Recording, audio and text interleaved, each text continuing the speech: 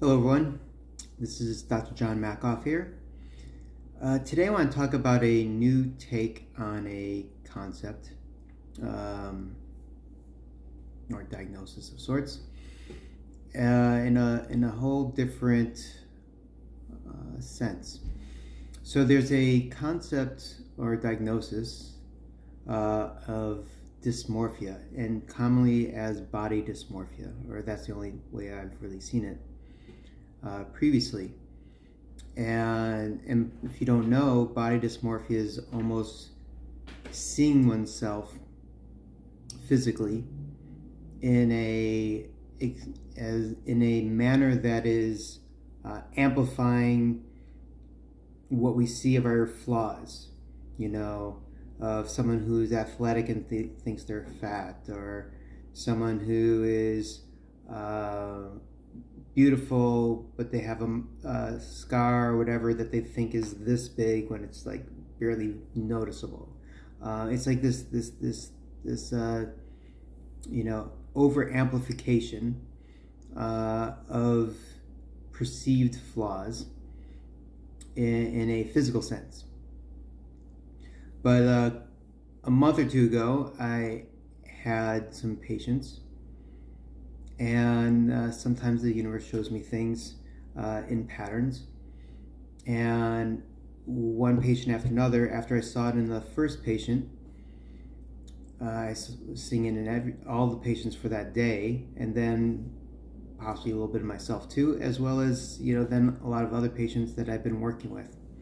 So the concept is that besides there's body dysmorphia, there's also a sort of mental, emotional, spiritual, soul dysmorphia on each of those individually or together that has the various aspects of self. And what does that mean? So imagine if you are seeing yourself and seeing all the mistakes that you may have made that have been little bit or bigger in a one specific period of your life, and then keep judging yourself as that type of person, no matter of all the different achievements, no matter how much you've been helping others, no matter of everything, you still see yourself as that flawed aspect of yourself to a very expanded degree. Imagine if you had grew up in certain criticisms and were made to feel like you were less than.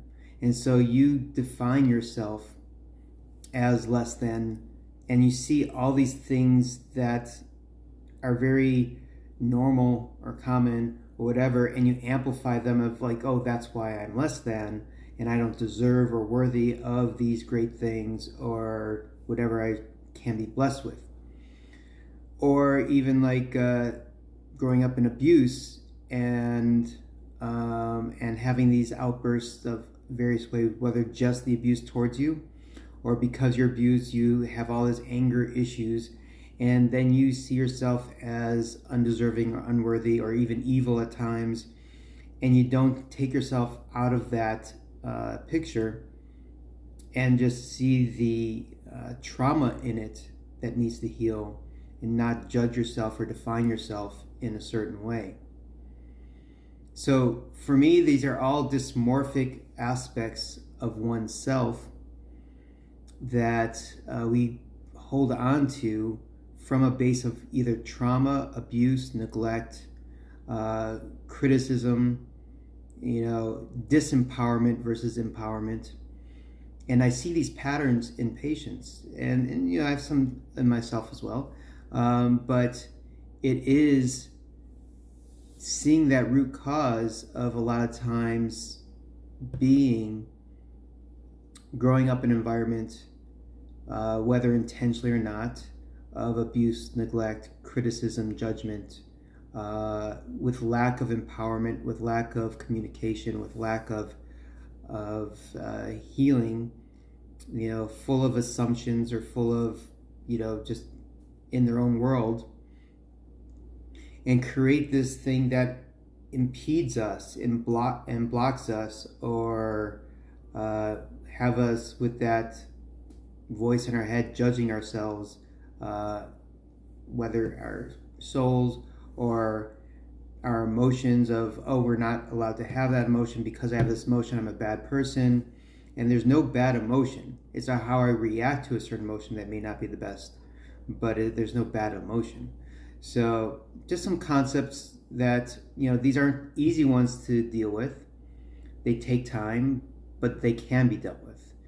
And I have been doing that with a lot of patients and I've been seeing some amazing results with it.